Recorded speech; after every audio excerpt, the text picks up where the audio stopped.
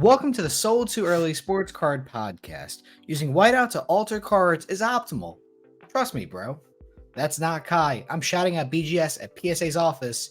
Kai was unavailable today, which is perfectly fine because we have someone better, of course. We have a low bar to meet. Steven, our cards and collectibles. Everyone's Instagram name is super duper hard. I got it right the first time. Steve, how you doing, man? Good, bro. I've been waiting a while. We talked about it a bunch, getting on here, and I'm glad we're finally doing it.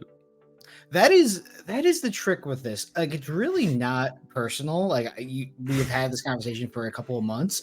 If you ever want to be on this podcast, and we've had this conversation either on Instagram or real life, just DM me. Just bother me until I do it because it is not. It's all my fault. I'm the problem.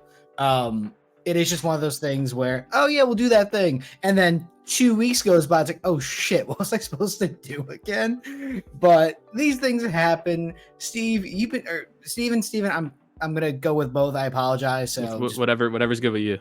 Yeah, just gonna call it out now because I'm guilty of doing that. A lot of interesting things going on in the sports card world, but I know that you also have been doing some exciting things on more of the show front. So do you want to talk about that for a second? Yeah, for sure. So I run a local show in Old Bridge, New Jersey. It's one Friday a month, and I've been doing that for about 3 years now. And the whole idea behind it when I first got into it was there's so many shows on the weekends. So I came up with this idea, and I was like, you know what? I think a Friday night show would be a good idea, especially for the location I have. It's on a major highway right off the turnpike. So I was like, you know what? This would be a good idea to have people coming home from work, people, maybe before they're going out on Friday night or coming back. And yeah, so I've been doing that show for 3 years now, but I've also done a few other shows. I did a show at Sportica in New Jersey. That was a bigger show, around like 150 tables. And now that I've kind of got my bearings in the show world, I'm kind of looking to expand now. So we're going to do a show in June 9th at Monroe Sports Center in Monroe, looking at like 175 tables. So it's a bigger space. Wow. And what's up? I didn't realize how large the yeah. Show is. No, yeah. So it's a great space. Yeah, so we'll have a lot of different vendors. Some of my vendors from the Friday night show, but then a lot of the times when I do a bigger show, people who do shows such as like Dallas and Philly, they like to come out and support. And yeah, so I'm kind of in the part of my business where I'm expanding to bigger shows. Well, also, and I'm not sure how much information you can share about this, I know you're working with Santiago on a potential 3-day show at Rutgers. So yeah, I'm not sure if you can say, but no, yeah, I can get into it a little bit. So Tyler's a good friend of mine. We've been in touch since about the time that I started running the Friday night show. I'd gone into his shop a few times, bought some boxes, some cards. I'd seen him at a bunch of shows, and I went into his shop and I was like, hey, I'm doing this Friday night show. I was right by your shop, so I put some flyers into a store and put a poster on his window, and then we just kind of hit it off from there. So for the past 3 years, we've had a really good relationship, and we came up with this idea. Tyler had the idea of doing Rutgers like a long time ago. Yep. So we kind of got together and we were like, hey, like, he's busy with, his shop, traveling, all of that stuff. And, I'm busy with my job, but we were like, why don't we just put our two minds together? I can help him, run a show. So we went to Rutgers, we had a meeting, and we're looking to do it in the summer, late summer or early fall at the Rack. So we haven't signed any papers yet or anything, but we're pretty close to coming to a deal. And yeah, it would be a 3-day show with like probably around 250 tables, maybe even more. The Rack is huge space and it's in such a great location. So we're really excited. We're close. We're not there yet, but we should be soon. I mean, it's really an exciting thing too, because so Steve and I are from New Jersey. I mean, obviously I've attended the Old Bridge show pretty much whenever I could. I actually am a big fan of that Friday night experience because like I work a normal job. I enjoy having my weekends to occasionally travel to card shows, but also like be a human being and like do things outside of cards. And that was the actual main appeal of your show. Obviously there are weekends I can be around or hey, I'm going to Dallas this week. I can't come to the show, but it is such a nice change of pace, and I've had great results there.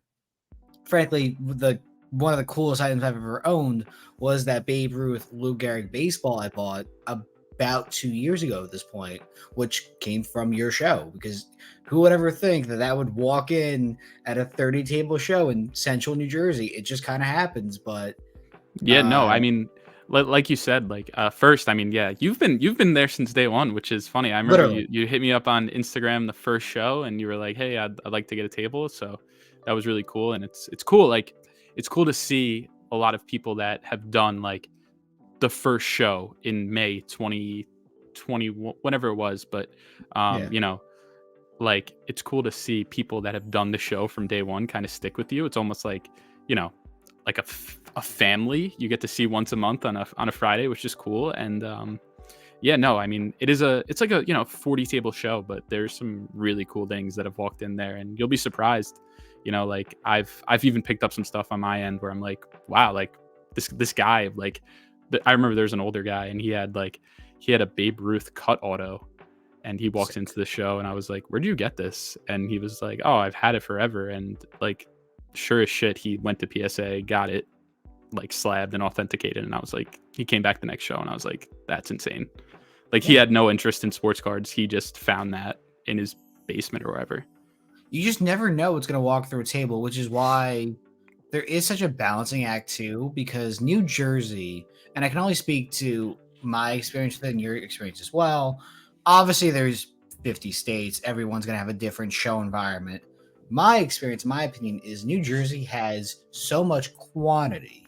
I would say every weekend, maybe every other weekend, there's at least one or two shows within an hour radius of central New Jersey, which is where we live.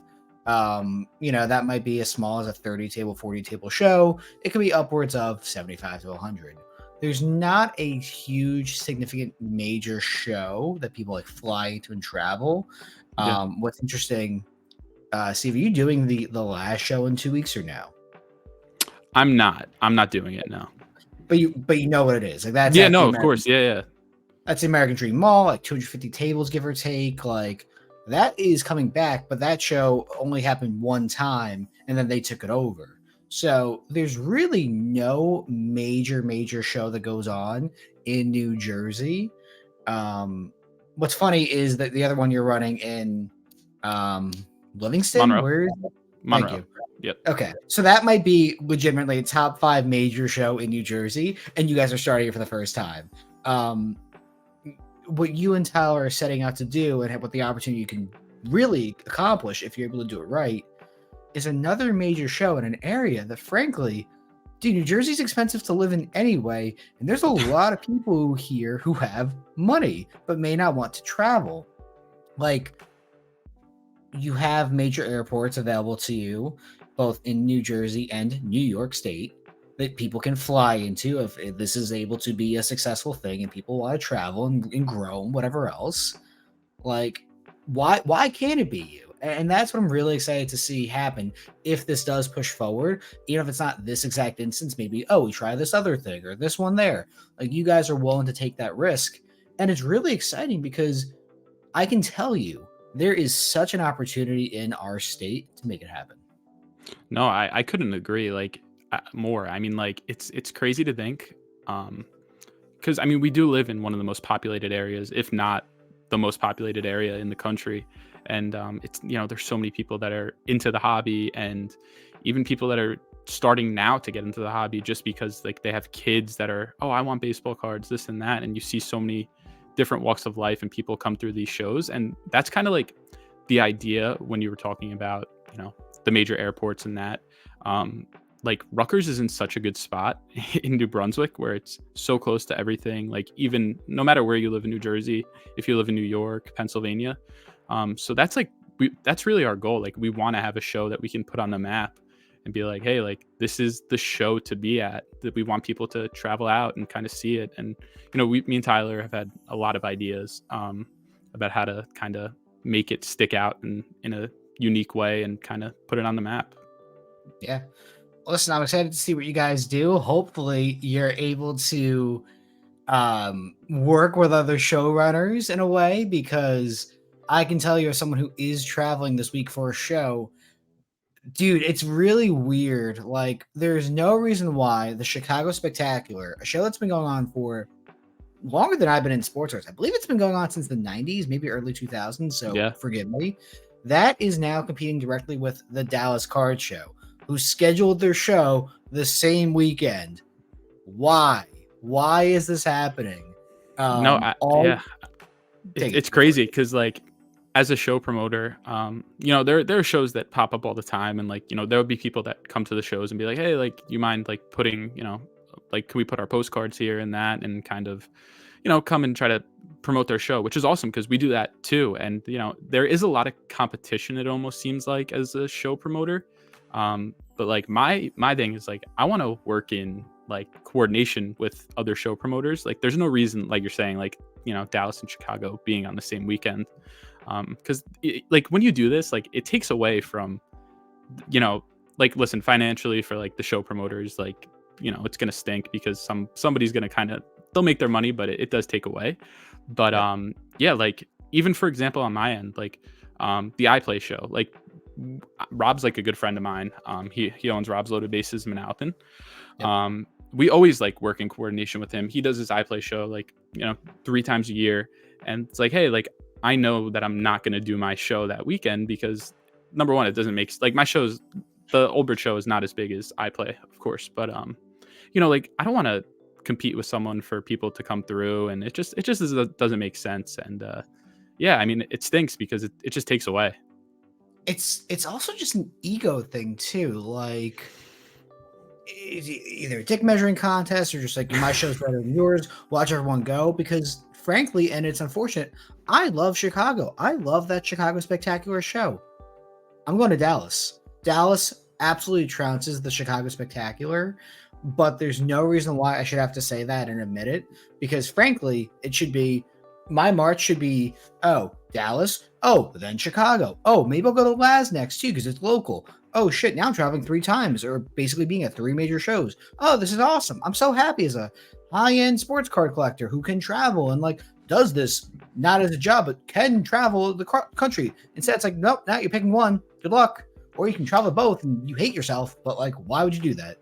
No, yeah, it does. Like I said, like it takes away from the show itself, but it also it stinks for the vendors and people who travel and do this for a hobby and want to go away on the weekend. Like why pick? And those are both 2 great shows. So hopefully in the future it doesn't happen, but it's always going to happen, especially with more shows popping up. And I know. we'll hopefully, but we'll see what happens. It is unfortunate too because I also just remember Nashville happened last week, and from what I heard, shockingly, not shockingly, that's not the right word, but I heard very positive things about Nashville. So in a world where these showrunners actually communicate with each other, hey, Nashville week 1, Dallas week 2, Chicago week 3. Maybe Laz is not a major travel show for the country yet, but oh wait, yeah. oh now the show's growing, and oh let's invite this person in and have a conversation. Oh, they're marketing it. Oh wait, now all of a sudden we have boom, major show, boom, major show, boom, major show. And the people who do travel and do this full time or want the ability to, oh, now I don't have to pick and choose, or oh, now I can choose my schedule accordingly based on where I live in the country and not, well shit, Dallas is better than this show. I guess I'll never go see it or whatever else is gonna happen. Like I know, and it's not like it's private information. Like people are putting advertisements out, like it's in SCD, it's in Beckett. Like people know when these shows are going on, so it's not like it might be an ego thing, and it sucks. No one wins from the situation. But speaking of no one winning, and this is a good transition into the main thing that I really wanted to talk about too. So the Victor Wembanyama 1-of-1 Prizm Black situation is so interesting to me because literally everyone loses as a result. So for everyone who is not aware of what happened, recently the 1-of-1 Prizm Black Victor Wembanyama was pulled and graded as a PSA 10. Awesome. Congratulations to whoever hit it. Congratulations to the people who graded it. Super awesome. However, and I will add this into the video here so that you can see the situation. I want to give a huge shout out to Kurt's Card Care. Kurt, if you're watching this, your product is phenomenal. The person who was just on screen, who was talking about that, somehow, some way, in their infinite wisdom, very much thinks it's okay to shout out a cleaning service or a prepping service or a cleaning of your car, however you want to describe it, alteration if you want to on the extreme end, or restoring of quality on the other, of this Prizm Black card in PSA's office. One of the literal dumbest things you could ever do. PSA, frankly, had every right and has every right still to deactivate that cert and cause a shitstorm, which, frankly, they're very much entitled to, because you are the dumbest motherfucker alive to do that in their office. Why? Why did you do that? Wait 2 minutes. Go outside. Say it then if you really, really want to, and you want to shout out this amazing product that you love. Don't do it like this. What's wrong with you? Yeah. Listen, if I'm pulling that card, 101 Wemby, I'm letting PSA give me the grade, and I am driving straight home, and that is it. I'm not saying a single word. I'm not posting about it. I'll post a picture of it, but I don't know. I don't know what the guy was thinking. It's total chaos. And I wrote this out on Instagram too, because I felt like getting into good thoughts. We are in a weird spot with this, and I want to make sure I read this correctly, because I like what I wrote here.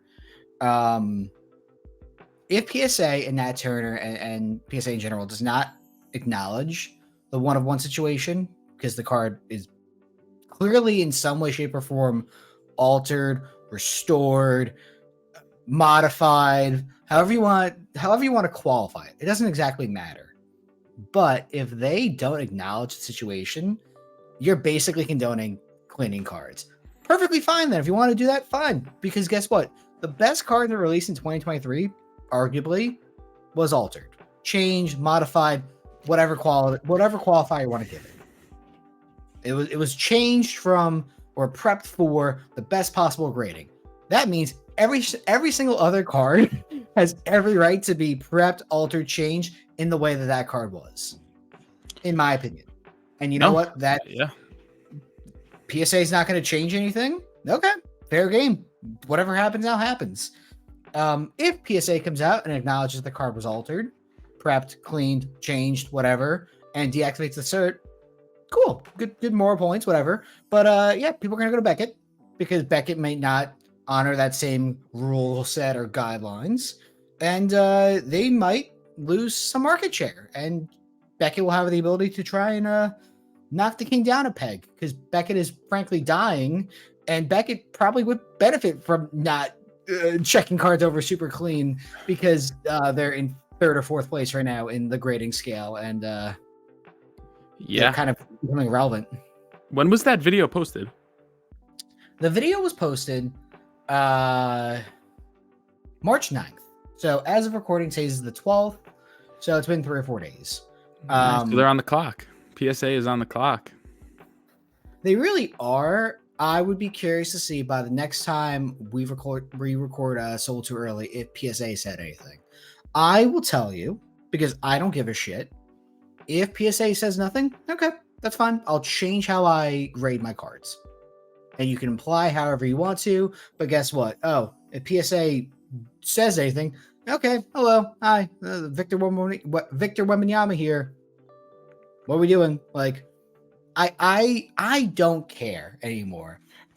It's so funny to me, and I actually came prepared with counterpoints too, because I'll use these in my benefit, of course, because who cares? I'm a heavy go, my legend.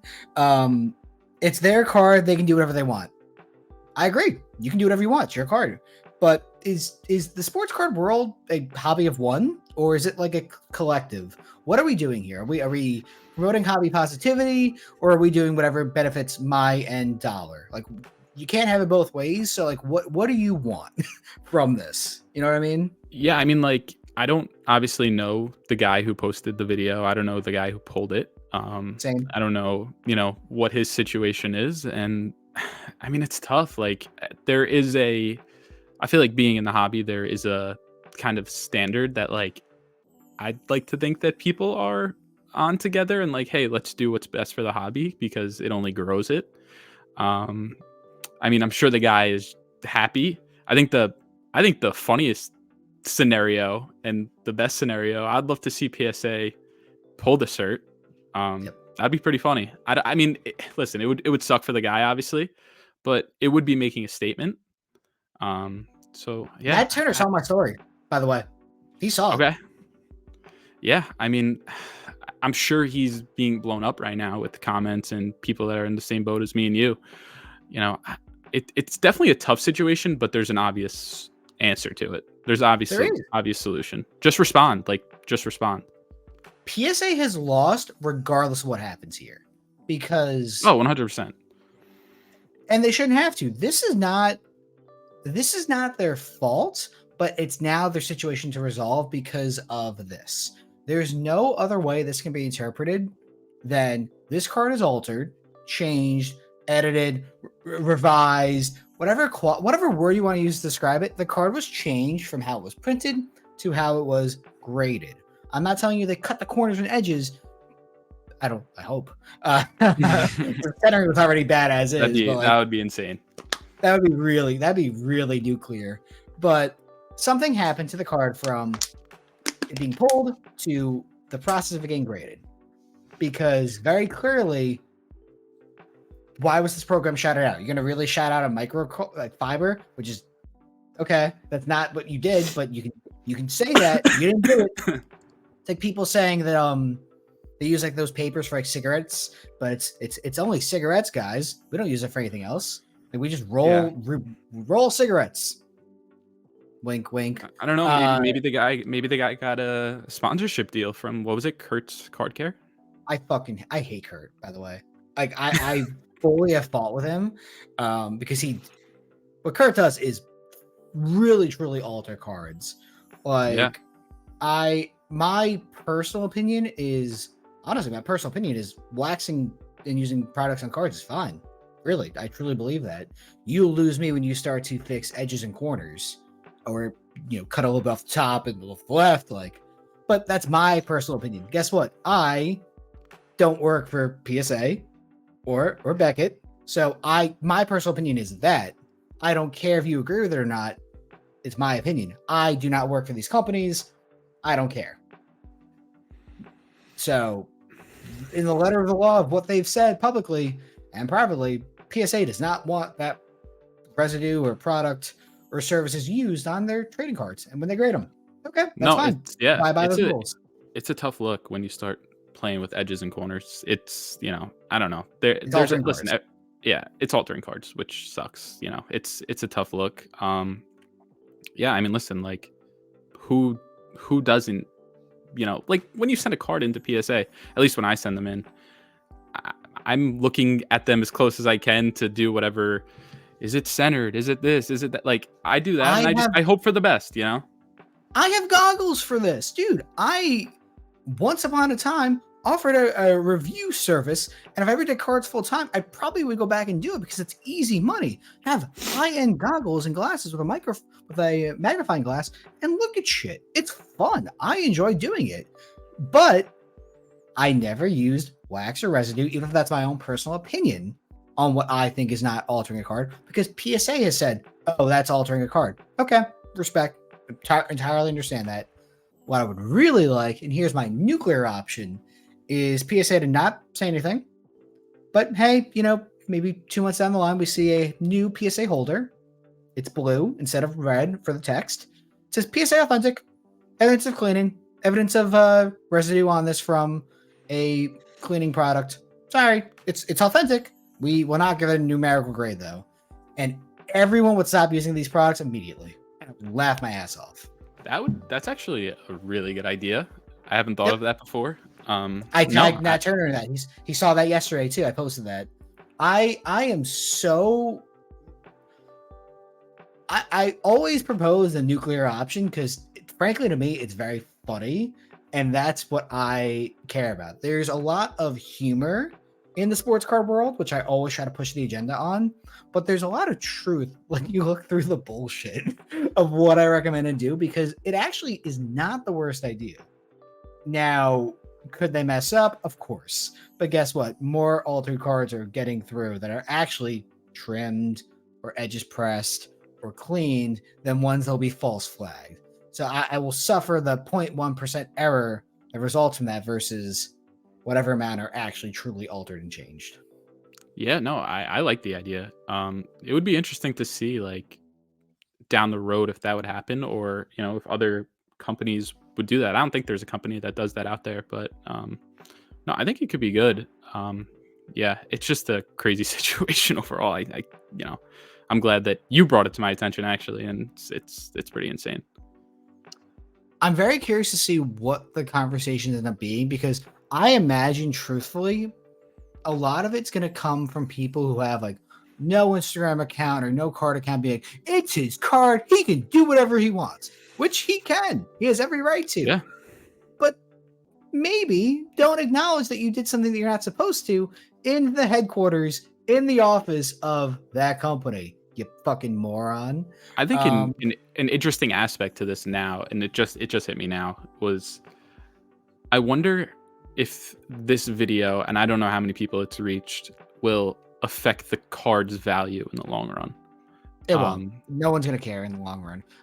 As of recording of Sold Too Early, this has 11.5k views, which is, for a sports card video, not respectable. Sports card video is not the worst, but this channel also has only 1,100 subscribers, so obviously the video went viral compared to what they're used to. But then again, my 9-to-5 job is in YouTube SEO, so from what I've seen, the video went viral for their own sake. Right. Which is good for them. Yeah, it's interesting. I don't know what's going to happen. Frankly, my opinion on what's going to happen is nothing. Nothing's going to happen. And then I am going to shift my opinion on how I practice my prepping of cards accordingly. And then I'm going to start seeing some more Beckett slabs in your cases at my shows. No, I don't know. No, sir. They're gonna be more PSA 10s. I don't know. What? Who said? Oh, are there repercussions for my actions? Apparently not. So I don't care. And you could say that I'm the problem. That's fine. I'm playing both sides, so I come out on top. Yeah, like what? If there's no actual, dude, there's no consequences for actions in sports cards. People every single day scam and shill and rip off people every single day. If me making a podcast and coming out and saying the ugly truths that people don't want to hear gets me blackballed, not allowed at the show. Oh, sorry, you can't sit at the cool table. I won. That's how I would win. That would make me just the happiest person, because I would not give a shit. It doesn't matter. Just be a good person. Just be a good person. Be an okay person. Yeah, be an alright person. Walk the fine line on what you should say and do, because if you mean well and you have good intentions, then you can say whatever. I think I agree. I agree with that. But you have to also poke fun at what we do, because our entire industry is a bunch of high school girls, which is kind of what we're doing here. So we are part of the problem today. Because I don't know. Yeah, I mean, I don't know for the problem, but I do. All right, so I do have a funny story, and I can tell a story about being a good person in the hobby, in the show world. So this is funny. So at one of my shows recently, I want to say in October. Crazy situation. My buddy, he sets up at my show. Tanks breaks in cards. Good friend of mine. He was in the hobby somewhat, and now he's full addict into it. Crazier than me. Right. So sorry for hurting your bank account. I was the one that got you into this. But so he set up at my show, and this was hilarious. He sets up, and at the time he didn't have great cards. He didn't have anything like he had at the time. He was kind of just getting into it. He had like a few Joe Burrow rated rookies, some just Prizm rookie cards. And the night before, we set up the tables for the show, and then we went back to my house and we started pricing the cards. So I remember he was like really hyped. He had the Joe Burrow like rated rookie silver. He prices it. He's like, "Oh, I can't wait to sell this tomorrow. I'm gonna turn that money. I'm gonna sell my cards, buy a big card." So the show was probably like 9:30. We end at 10 every show. Yep. This guy walks into the show, and he was like normal looking guy, baseball cap. He had a few cards in his hands, and didn't really think anything of it because everyone had left by this point. So there's probably like 5 people in the room. And my buddy like comes over to me. He's like, dude, this guy just stole my card. And I'm like, what? I'm like, what do you mean this guy stole your card? And then the room, it's very tiny. And like, so for reference, for anyone who has not been to the show, I would say the Old Bridge show is what, 20 by 40? About that, yeah. So we get like Yeah. we can cram in 42 to 45 tables. Yeah. So picture that room like a quarter filled. Half of the tables are already kind of empty. And I'm like, oh, like, what do you mean? And I was like, no way. So then the guy was at another guy's table, trying to look through some cards or whatever. And I go up to the guy and I'm like, hey, my buddy's saying you took his card. I was like, I didn't know what the rules were of, hey, asking you, like, can I look through your cards or whatever? Yeah. So I asked the guy, like, do you mind if I look through your cards? So he shows me his cards and there's a Joe Burrow rated rookie. And I'm like, oh, crap. So my buddy starts screaming at him from across the thing, like, you took my card, blah, blah, blah, blah, you took my card. I'm like, oh, this is so embarrassing. I hate confrontation in the first place. So I'm like, oh, God. And then all of a sudden, a few of my other vendors are like, hey, I'm missing a card. Hey, I'm missing a card. And I'm like, this is my worst nightmare right now. This is getting bad. So the guy's like, I never stole a card. This is my card. I look on the back and it's literally like he ripped off the price tag from my price gun that my dad bought me. You could see like where the sticker was and everything. It was really funny. I mean, it wasn't funny, but there was this whole situation. I went up to the guy and I was like, hey, like, do you how do you want to handle this? He's like, well, they're my cards. Like, I'm leaving with them. And I was like, I don't think so. I'm like, I'm pretty sure like there's kind of like 2 ways like we can deal with this. Like, you can just give the cards back, or like we're gonna have to call the police. Like, it sucks. Like, we have cameras in the room, so like we can tell if he took the cards off the table. Kind of asked my other vendors what cards they were missing, and of course he had the other cards that were in there. So I kind of told him, I was like, listen, like, what do you want to do? And he was like, well, I'm damned if I do and damned if I don't. And I was like, dude, you just incriminated yourself, like, whatever. He wound up giving up the cards, and then a month later on Facebook, I saw that he was stealing at a show in Michigan, which is crazy. I don't know why he's going around and stealing cards. Pretty crazy story, and it's kind of the first time I had to deal with something like that. But yeah, there's people like that in the hobby. I have seen some very interesting things happen in regards to stealing cards. Well, first one I was not there for, but there was like a 3 or 4, like, consistently, like, every single time in Dallas, someone would steal a card and then try and like sell it back to other vendors, which is really stupid. Someone stole like a Luka Doncic rookie card, and then like the next day came back and tried to sell it to another vendor. He got arrested, which was funny. I don't know. The security of Dallas used to be pretty poor. Now it's actually gotten a lot better. But there was like a pretty consistent, like, every single show, someone would get a card stolen, which different conversation on, have you ever been to the National, like any of like the major card shows, like a trade night in the last couple of years or no? I went to AC when the National was there. Yeah. Did you go to trade nights at all or no? No, I just went for one day. So let me give you some context. So imagine you've been in a card showroom for 12 hours, give or take. Awesome. You go to eat food at McDonald's. You eat it in 2 minutes because you got to go back to the action. And then you go to trade night. Trade nights at shows, the major ones generally, are children, young adults, and sometimes vendors with all their cards, roughly, on floors or tables with no showcases. Hey, Steven, what do you think happens to cards at trade nights occasionally? So easy. It's too easy. Yeah. I will never understand that. I am a big fan of what I like to do calling fishing. I put my showcase, my travel case, my Zion case on a table, if I have the room to, and put like 3 or 4 cards out on top. And I fucking stare at it. If my fiance's there or a friend, I have them stare at it. If someone wants to go through my cards, awesome, no problem. Put the cards back in there and we'll let them go through it. And I stare at them. Maybe I'll go through their cards if I have someone else with me who can watch my stuff, who I trust 100% to, but I will stare at them uncomfortably. Because guess what? Oh, that could be $1,000 right there. Oop, gone. Sorry. Oop, disappeared. I don't get it. Well, I don't. And there are people who have expensive cards, very expensive cards. I thought that's what sitting the out. fancy briefcases were for. I thought, isn't that the idea of like a trade night? Hey, we have these pistol or whatever those cases are actually made for them to be held in the car. Just carry your big bulky briefcase around. I don't. Yeah, it's crazy. Like I've seen multiple situations like at even like smaller shows, people stealing cards, and the trade nights sound pretty crazy. I've never been to a trade night, so I wouldn't know, but it seems like that's where the most it has happened before.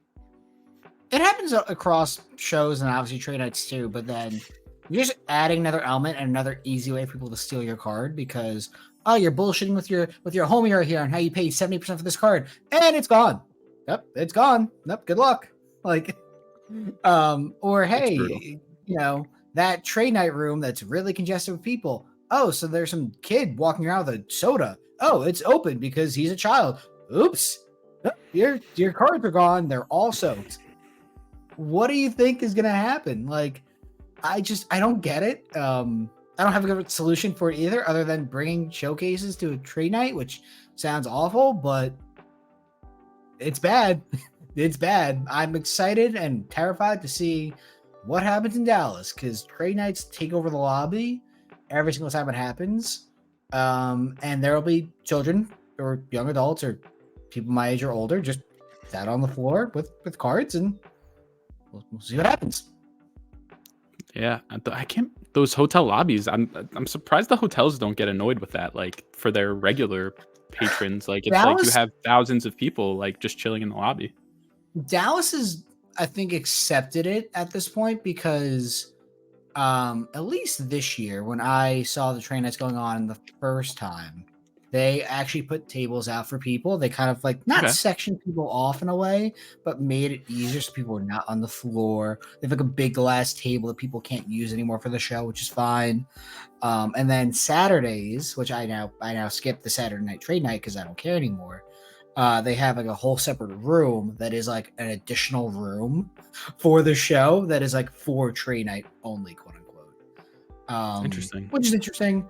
And I've said this a few times, trade nights at shows for a lot of people can make or break the time. But as a vendor, the last thing I want to do after sitting in a showroom for 12 hours with you people is sit in a lobby for 4 more hours with you. I want to be as far away from you as humanly possible. Yeah, I mean, go get some barbecue or a steak if you're in Dallas. I don't know. Yeah, I don't want the cheese fries that are left over from the event's concession stand. You want another dirty hot dog? Okay, cool. That's $7 right there. If someone spills Coca-Cola on a card and then you clean it, does that count as altering? That's a good question, actually. I don't think PSA will grade it authentic anymore. It'll just smell like. It'll depend on if the grader likes Coca-Cola or not. If he's a Pepsi guy, you get a 0.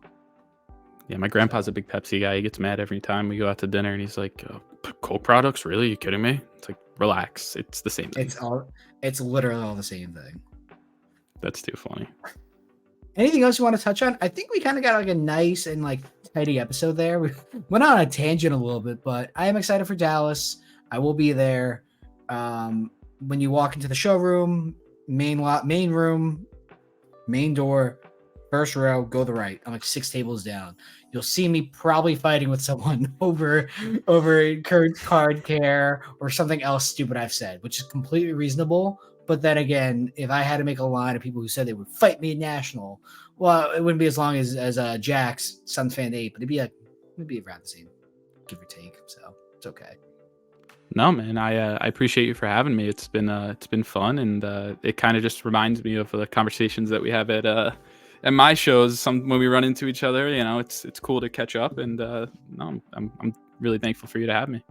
Yeah, dude, have it. Hopefully I can be at your card show soon. Please do not book. No, I thought you were ducking me for a few months there. I really was trying not to. It just so happened to be Dallas and then shit with my wedding. Like, I literally cannot even commit to your June show because it's like 2 weekends before my wedding, and I'm gonna get in trouble if I book it. So I'm not even committing to it until like last minute. All good, brother. I'm just messing with you. I know, but I'm defending the truth, which is so much stupider than me just lying.